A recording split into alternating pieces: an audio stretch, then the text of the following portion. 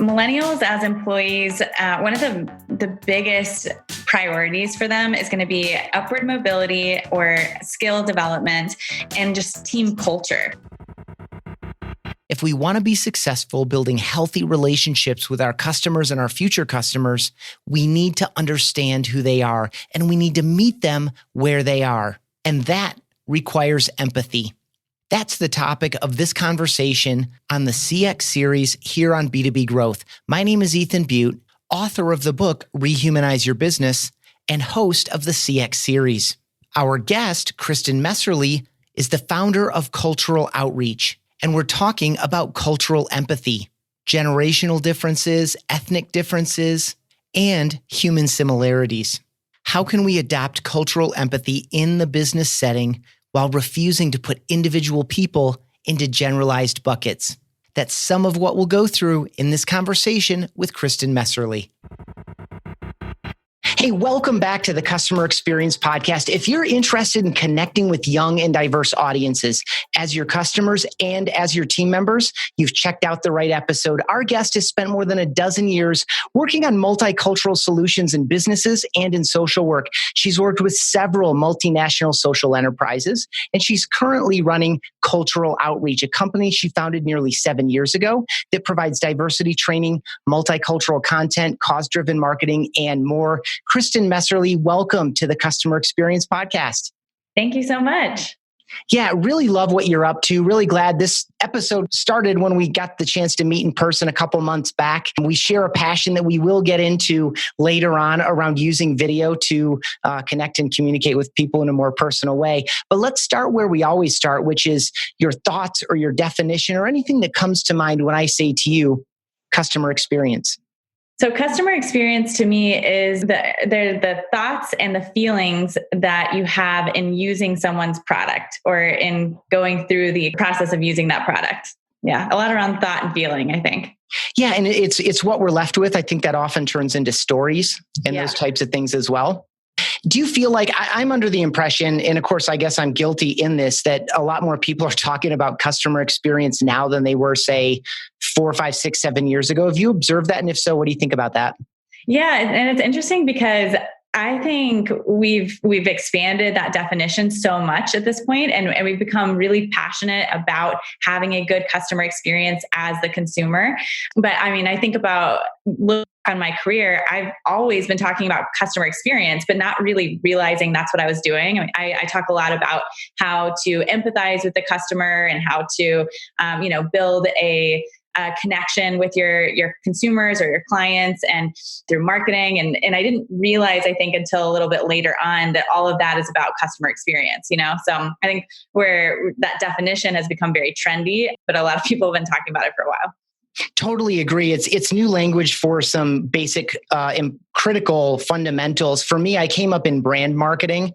So I remember some of my early mentors were around brand and branding. And really those elements share a lot in common. Again, it's the impressions you're left with, the thoughts and the feelings, the stories that you tell other people and all of that. So in these conversations on this podcast, I've come to understand that brand experience is kin to, and maybe even synonymous with customer experience. So you're right. It's new language for things that we've always known we needed to do, but I'm glad it's raised up. And you're right that consumers are really driving this. So let's get into what you have spent so much of your life on, which is young and diverse markets, next gen consumers and underserved markets. That's some of the language that is on your website and things.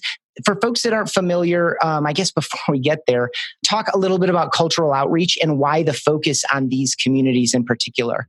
So I started Cultural Outreach about 5 years ago. And previously I was working as a social worker, primarily with immigrant communities.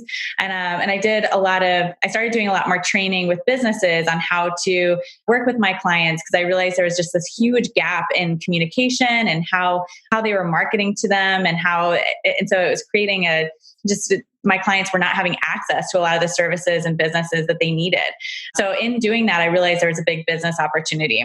And so I started the company with a focus on training and helping them to develop a lot of their marketing efforts as well. And so it's expanded into doing things more on we developed something called a culture map, which stands for market access plan. And so we'll evaluate a company in 8 different areas, from everything from digital to their customer experience to their community outreach efforts and different components, their hiring and all of that, to see how they're effectively reaching those markets. And so that's something that we're able to replicate in different actual cities and with different businesses. And so we focus a lot on the training piece, and then doing the culture maps, and then some other consulting projects around customer experience or user interface design and things like that help a company or a product really connect with the customer. I really appreciate that. The idea that you took your background and your experience, obviously you have a passion for these communities through the social work that you were doing, and you identified the business opportunity and just ran at it. I think that's awesome. So again, going to the language that I've seen on your website and maybe even on your LinkedIn profile, I forget, but young and diverse, next generation, underserved, talk about the types of people you're focused on as employees and customers for the businesses that you're working with. So it really depends on the business, but in today's market, we have, I think it was 92% of population growth is coming from multicultural families and consumers. And so, and millennials, who everyone is trying to reach as a business, nearly half of millennials identify as ethnic minorities. So I think it's important that we really pay attention to the fact that we're looking at age diversity, we're looking at a lot of diversity from an ethnic standpoint, socioeconomic background, all of those things that really play a factor. It's a significant factor in thinking about how someone is going to connect with your message and how your content or your communication or experience is going to really connect with that audience. And so we look at all across all of those areas, but focus a lot on the socioeconomic, ethnicity, and age differences. Awesome. I think I have so many follow-up questions here. One is around generations. We obviously cut them. I am Gen X. When we slice populations at a certain point, when does this generation end? Where does the other one start? In your experience and observation, how generalized are the differences between boomers, X, millennial, Gen Z, et cetera? Talk about just that, go to the age part a little bit. And are there real fundamental differences there? Yeah, there really are differences. I mean, I think it's important that we realize we're all human beings. We're all wanting the same types of things. But I think in looking at the generational differences, especially when you get to around 30 and younger as a consumer, they are using technology and grew up with technology in just a very different way than previous generations had.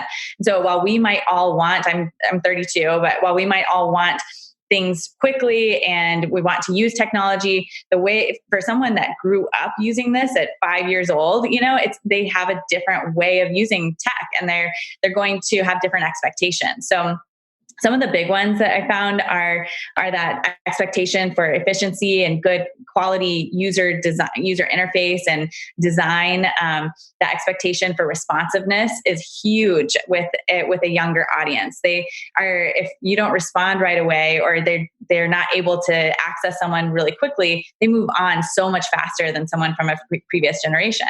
And a few other value differences there, or expectations, I guess, are around the trust factor, because I think for millennials, having entered adulthood during or right after the financial crisis and the housing crisis, and for a variety of factors, they're way less trusting than previous generations were. And so building that trust through community involvement, through the humanizing factor, like video, things like that, that's a really big need for a millennial consumer that differs, I think, a lot from previous generations. And so do you find that the folks you're working with struggle these are things they would need to do for their business regardless, but maybe the fact that this group of folks is now in their target customer population, they have disposable income now. And so now they're forced to make some of these changes to stay relevant?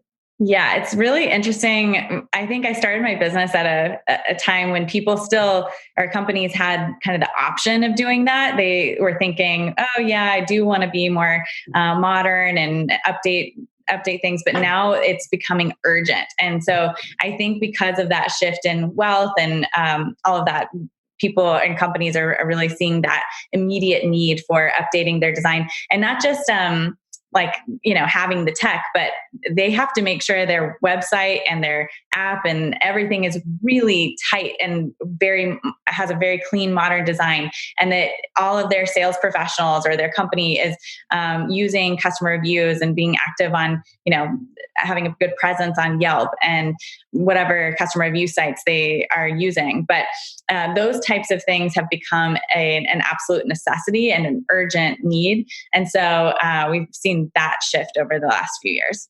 Something that we've talked about a lot on the show here is the relationship between, although not enough, we haven't talked about this enough, the relationship between customer experience and employee experience. The idea that a great customer experience starts with a great employee experience, engaged employees, satisfied employees with clear direction, but also a lot of support that they need. So I would guess that this generation and these demands are probably translating for employers as well. Can you speak to the kind of the recruiting, hiring, onboarding, engagement, retention process, not of the customer, but the millennial as a team member or employee?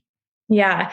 So millennials as employees, one of the biggest priorities for them is going to be upward mobility or skill development and just team culture. And so that's something that I think is surprising for a lot of companies. It's honestly been very surprising for me as an employer, even because you don't realize how important those little nuances are of making sure that your employee feels truly engaged in the company. They feel like they have ownership over their projects. They feel like they're having a positive impact in the world through the work that they're doing. And all of those feelings and that employee experience drives their productivity. And so I think thinking more about team culture, and it doesn't have to be like having a ping pong table in your office, and for me, I mean, all my employees are remote. And so you may have a remote team as well, but making sure that you're constantly on an individual level, you have strong mentorship and you're building a team culture there. And so I think that one is a big factor. And then also I mentioned at the beginning, but that upward mobility and skill development is a big deal with millennials. And I think the income is continuing to shift toward being a higher priority, but the younger they are, the more they value having the skill development above actually what they're getting paid. And so, but the opportunity to make more, the opportunity to climb in either ranks or business opportunities or learning new skills are a huge factor for how satisfied and how productive they are as employees. Yeah, it's really interesting. I've noticed that myself.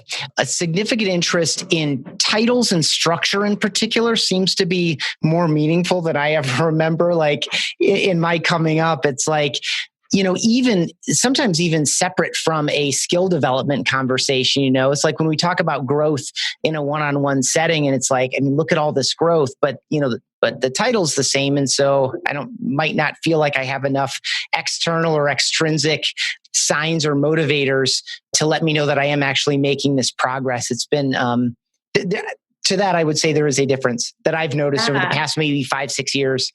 I know that is a big one. And I think it's that validation of feeling appreciated, that you are recognized as, okay, I did all this work and you recognize me. And I know we get made fun of a lot as millennials for being the snowflake generation or participation trophy generation. And there's truth to the fact that we want our mentors and our, employers to recognize that we did do a good job, and that can go a really long way for their productivity. So I found that in that kind of mentorship and relationship, if you acknowledge them, and honestly, this is regardless of age. It just is needed, I think, more with a younger generation. But in a team meeting, if you highlight someone for giving a good customer experience that week and hand them a $5 Starbucks gift card, that costs you nothing and barely any time. But that's going to make everyone just realize how important that is and feel more appreciated every time they get that.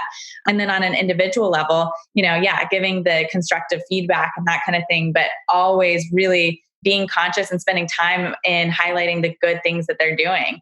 And so actually, I have a client that feels kind of like an employer to me right now. And he constantly only shares those things that are negative, that like need to be changed, and I get it. And I try to always be like, all right, thick skin, here I go. But it feels so good when he says something positive that I do, that I think, man, if I heard that a little bit more, I know I would be more motivated.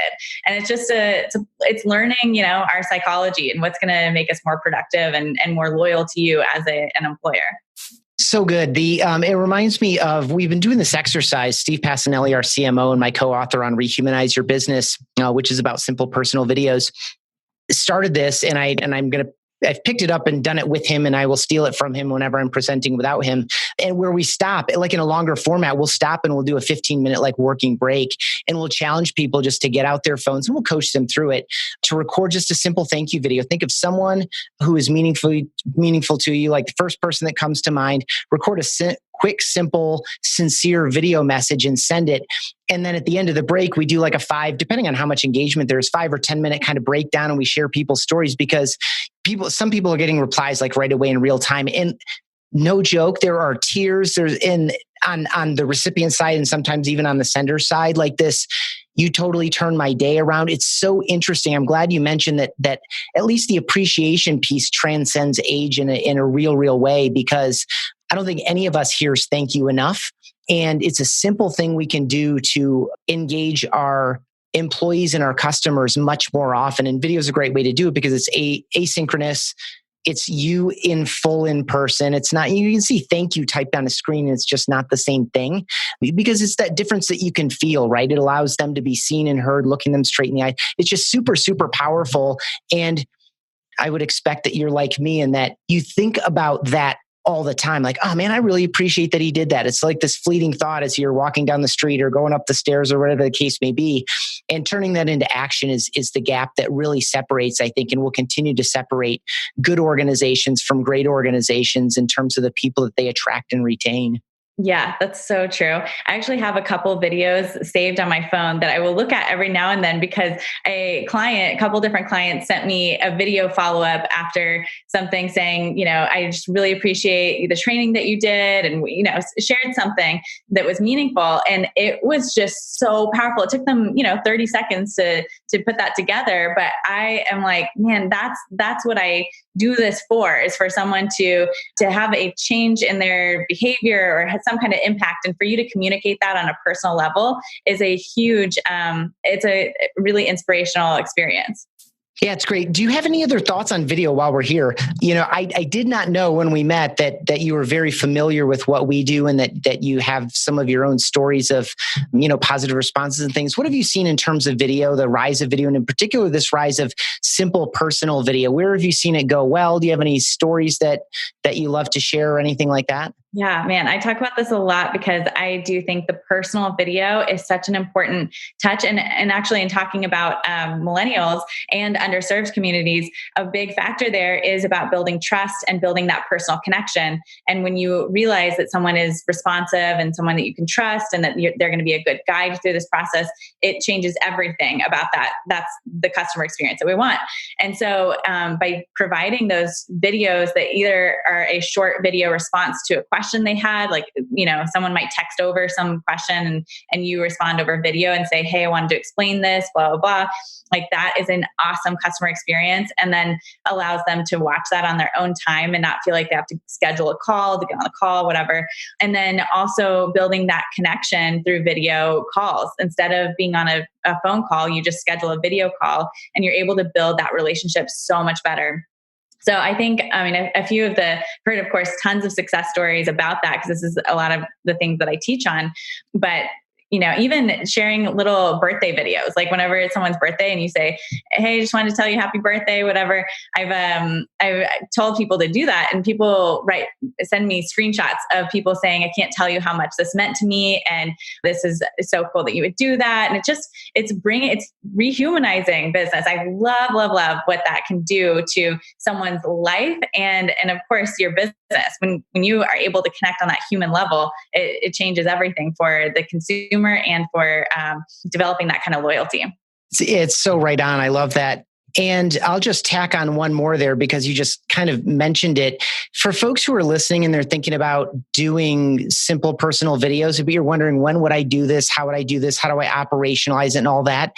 Kristin just gave you a really, really great use case, and it's happening to you in LinkedIn every day. You're seeing birthdays, and Facebook for that matter. Birthdays, you're seeing new positions or promotions and those kinds of things. And you could just join the herd and click the like button or drop a little, comment. And that's good. You shouldn't not do that. But taking that extra step of looking someone in the eye and maybe telling a little story or adding a personal note about how I hope you get to that great restaurant that you love that always has that Chianti that you can't stop talking about. I hope you enjoy that tonight because it's your birthday, or something congratulatory. Man, I can't believe we were working together 10 years ago, and now here you are running this particular part of this operation, this cool company, whatever the case may be. Like, your social feeds are filled with reasons to reach out with simple personal videos. And that's an easy place to start, as is thank you. That was good. I'm glad we could do a pass on video, and I appreciate your enthusiasm for it. I feel the same way. And I think, it's just bringing this pendulum swing back, or this balance back to the, we do want the efficiency of digital experiences where they're anticipating our needs and it's seamless, and we're working toward frictionless in terms of getting signed up or moving from here to there or knowing what's going on and all these other things. But what goes missing in that scenario, again, is that human touch. And so I'm glad that you're out there as a champion of it, as I am. I want to talk a little bit about a phrase that you offer, cultural empathy. Can you just double back on that a little bit? Talk about what that means, and maybe talk about what that means from an operational standpoint for folks that are with us here at this point in the conversation. They're like, I like the sound of all of this. I am working with a team of people who aren't necessarily young or from underserved communities or markets, or we don't have a variety of cultures represented in our organization. What does cultural empathy mean, and what are some ways that we might be able to operationalize it? So cultural empathy is all about understanding the mindset of another individual. So empathizing is obviously like kind of putting yourself in someone else's shoes. When I talk about cultural empathy, I mean that from either an organizational level or in kind of what you were talking about, like operationalizing something on a business level. So you might think about customer experience is a certain element of that, where you might deliver your customer experience in a certain way and not realize that that's not connecting with certain demographics. Like that's not resonating with millennials, or that's not really resonating with your non-English speaking clients. And so how do you empathize and understand where they're coming from and what is going to connect with them, and then make those adjustments? And the same thing goes from an employment standpoint. But one of the really simple things that I learned early on, and what really triggered me kind of thinking more about this was when I was a social worker, I was working a lot with immigrant communities and a lot of Spanish speaking individuals. And I spoke Spanish fluently, but I was not connecting well with them. And I was having a hard time building that trust. But I realized that it was because I was treating them the way that I would want to be treated. And so, you think the golden rule is a good approach, but it doesn't work in business a lot of times. And so I needed to think about not how to treat them the way that I would want to be treated, but how to treat them the way that they want to be treated. So in that instance, I was thinking, if I were them, I'd be wanting to get through these appointments really quickly and efficiently because I value my time. But for a lot of my clients, they were wanting to get to know me and build, they've had the strong value of personalism and wanted to sit down and chat a little bit before we got down to business. And so when I made an adjustment and started just, chatting for a little bit, having a cup of coffee, not being on my computer right away, and within 5 minutes, I saw just a crazy difference in their like the way that they would open up to me, and we saw their outcomes just go through the roof. Like we had a little, scoring model, and the whole office was like, what is happening? How did everyone just like boost like this? And I realized in understanding those kind of cultural nuances of your customers, of your employees across the board, you can build these connections that have really meaningful results. And so, of course, we've replicated that in, I started then in healthcare and worked with a lot of hospitals in that area, and then got into mortgage and housing. And we've seen huge results just by thinking more about cultural empathy in your customer experience and these other areas of business. For today's growth story, we're talking about Allstate. Allstate offers best-in-class products and services that provide innovative protection and retirement solutions to millions of households nationwide. But when Allstate needed to increase traffic and conversion rates on their website, they knew they should turn to the pros at Directive. Directive figured out car insurance was a higher volume and higher converting keyword than auto insurance. And after analyzing the competition, Directive helped Allstate craft the perfect on-page copy. Allstate still has great rankings for auto insurance, but now they've also earned the #1 ranking for car insurance, the most important keyword in the industry. So if you want to learn how to drive these kinds of results for your clients, you owe it to yourself to check out Directive's Digital Marketing Course Institute. Step by step, click by click, Institute teaches you all of the skills you need to launch your own successful digital marketing campaigns. Sign up today at directiveconsulting.com/institute and get your first 4 lessons on us. Once again, that's directiveconsulting.com/institute to get 4 free lessons from the pros. All right, let's get back to the show. So if someone, so they recognize that they're not connecting as you did, and I love that personal story and just how it created this kind of aha moment for you that then immediately became something you could act upon. What is an approach to start understanding maybe of these pockets of customers that you don't even recognize that are maybe they're not engaging with the service or the product at the same level, and then you come to realize that there's maybe a cultural gap. Like, do you survey? Do you do customer interviews? Like, what are some of the tools for folks that maybe are like, gosh, maybe that's what's going on over here in this part of my business? Like, what are some approaches to get at it? Yeah, so definitely surveys and interviews are really helpful. I'm working on a project right now on updating someone's user interface for a technology. And we started with realizing, okay, like looking at the different demographics of their customers and then doing a survey of people from those demographics. And we particularly were looking at one area that was not engaging with the product very well. And so we developed a survey, and I use, I think it's ASYM, but there's a bunch of online survey tools that you can use that are really valuable, and you can narrow in specifically on a market segment, and then look at the insight that they had. And here we were able to see what they valued about working with this particular provider and what they valued, like what their perceptions were throughout the process. And so those kinds of insights help you to make adjustments. And then, but also walking with a particular customer and talking with them and seeing where they might have questions along the way that are not being answered, or even talking with people that are experts or would provide input on how a particular marketing flyer is going to resonate with that audience. I mean, some of those just really qualitative research that can be really helpful.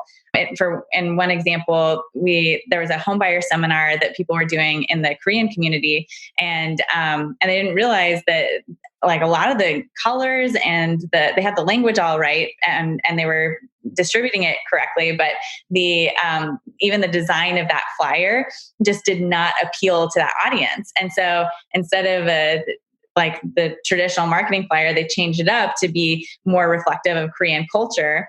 And it made a huge difference in how many people turned out for that event. So little things like that on how you display content can, just by interviewing people and talking with people, you can find out how that's going to resonate or connect. Yeah, and you also offered there that a lot of the research has been done already. So if you can't or don't want to, or maybe you're going into a new market, there are resources that you can hit up to at least play to that curve without doing the homework yourself. Definitely. Yeah. I mean, there's tons of stuff available without doing that. There's a lot of, reports out there and even just sometimes just talking to someone representative of those markets, a few people can give you a lot of insight. I love doing the actual research side, but, and you can always talk to me about doing that, but you don't always have to dive in that deep.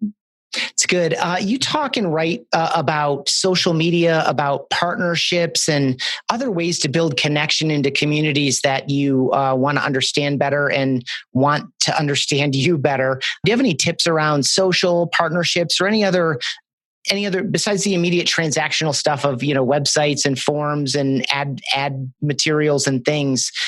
Yeah. So I talk about social media just because it's another communication point, an access point. So from that standpoint, it's just, to me, I'm not like the social media guru or anything, but I'm all about anyone that you meet, you need to follow on social media, because then it builds that connection and you're building another point where they can build a relationship with you by watching you on social media or engaging with you. And vice versa. Right? Yeah, and vice versa. Very importantly, vice versa.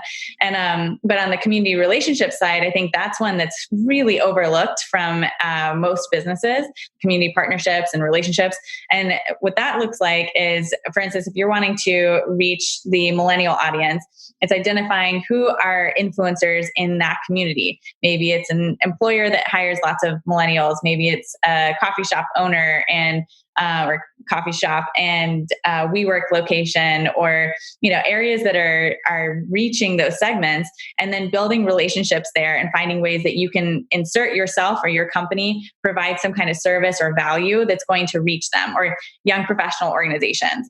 And same thing goes for if you're wanting to better reach the Hispanic and Latino market, then identifying community influencers and nonprofits that are serving those communities and building those relationships, offering a service or value there over time, and becoming an active member in participating there. So those are the types of partnerships I think go a really long way in building networks and inroads into communities that are often underserved. Totally agree, especially about the in-person stuff. I mean, there's just nothing better than spending a few hours or even a couple of days really in a community that you're not very familiar with. It's been, as we were coming up and we identified a potential product market fit in the real estate community, for example, and we would go to these real estate conferences and you're standing in a booth and talking to, hundreds of people all day. Not that they're obviously not an underserved community or they don't fit this criteria, but it is a community and a culture that has some of its own unique characteristics. And so being in there and how do they talk? How do they talk to us? How do they talk to each other? What kind of questions do they come with?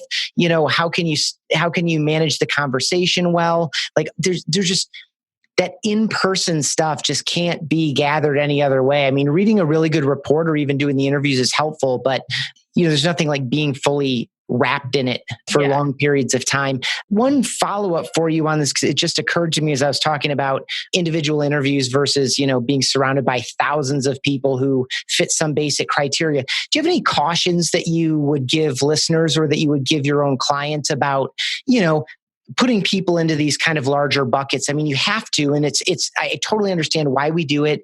It is useful, but any cautions as you go through that kind of categorization? So glad you bring this up, because I always forget to really mention this, because this is a huge disclaimer that we need to always talk about when we're thinking about putting people in boxes. No one wants to be put in a box. No one can actually fit into a box perfectly anyway. We're all individuals, and most of us are on some kind of spectrum of diversity. All of us are on some kind of spectrum of diversity in some way, and so it is really important that we understand the differences so that we can be really comprehensively ready to serve and reach customers from whatever background and mindset and all of that you may have in front of you. But everyone is an individual. And I think by saying, oh, all millennials are like this, you're not actually empathizing anyway. You're just trying to put things in a box. And I don't think that's helpful or ever going to build a meaningful connection with a consumer. Good. I'm glad we did that pass. This has been really interesting. I really appreciate the work that you're up to, and I really love the origin story for it. I'm glad we were able to get to that right away. Relationships are our number one core value here at BombBomb. So I always like to give you the chance to thank or mention someone who's had a positive impact on your life or your career, and then give a shout out to a company that you really like or respect for the experience that they deliver for you as a customer. Okay. Well, there's so many people I could thank, but one person that comes to mind right away is Dave Savage. He is the founder, CEO of A Mortgage Coach, and just someone that has always opened the door for me and some opportunities for me to grow as in my career and meet the right people, and just and always been someone that I can 100% trust. And I think, in a world where you're never sure if someone's actually going to be, have the right incentive, in their heart or whatever. He truly always wants to have a positive impact on the world. And I'm really appreciative of someone that would open the door like that to allow me to grow as a professional and as a business. So, and then on a business side, I should have thought more strategically about this, but I'm going to share just a recent customer experience I had that was so good. So there's a small business that has the most amazing chicken sandwiches, and that's down the street from me. And I had a horrible customer experience with Postmates where I was starving and getting very, very hangry, and they had not picked up my chicken sandwich and were supposed to deliver it to me. I had called this restaurant, Beute's, being like, hey, what's going on? And they're like, they still haven't picked it up. They call me back. The restaurant calls me back to say, hey, Postmates picked up your sandwich and is on the way. And I'm like, you're so amazing. And then the Postmates guy never delivers it, and gets lost, whatever. I can't contact them. So I'm furious, I'm like really hungry and furious. So I call Beute's and they're like, if you want to come right now, we'll rush your order and you can just pick it up for free. And so anyway, they were just over the top, all about, I want to take care of you as a customer. It was a small, stupid chicken sandwich, you wouldn't expect anyone to even care about that. But I have just been raving about them nonstop. And I think it was a great example of going over and beyond in customer experience, and what someone like me, I'm going to be their greatest marketer. I love it. And you raise, this is a whole separate conversation that we'll maybe do in the future, but you raise this deal where you have other partners in your business ecosystem, but you are responsible for the experience. And so, whether it's your own direct employees or whether it's this kind of third-party intermediary between you and your customers, in this case, Postmates, you can't just blame it on this other company and say, man, you really need to hit those people up.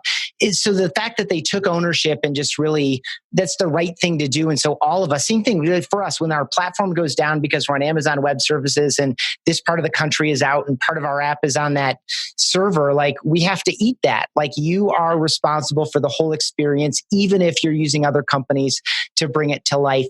Kristin, this has been super fun. For folks who want to learn more about you, they want to learn more about cultural outreach or anywhere else you'd like to send people to bring this episode a little bit more to life for them, where would you send people? I would send people to connect with me on LinkedIn, Kristin Messerli, and culturaloutreach.com is our website. So definitely check us out there. And I would love to be in touch with anyone that would like to chat. Thank you so much for having me on this interview. This is so much fun.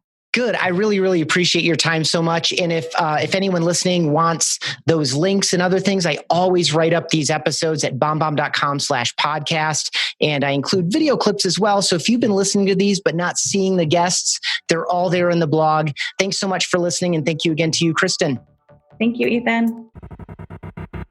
I hope you enjoyed Kristin's story there at the end.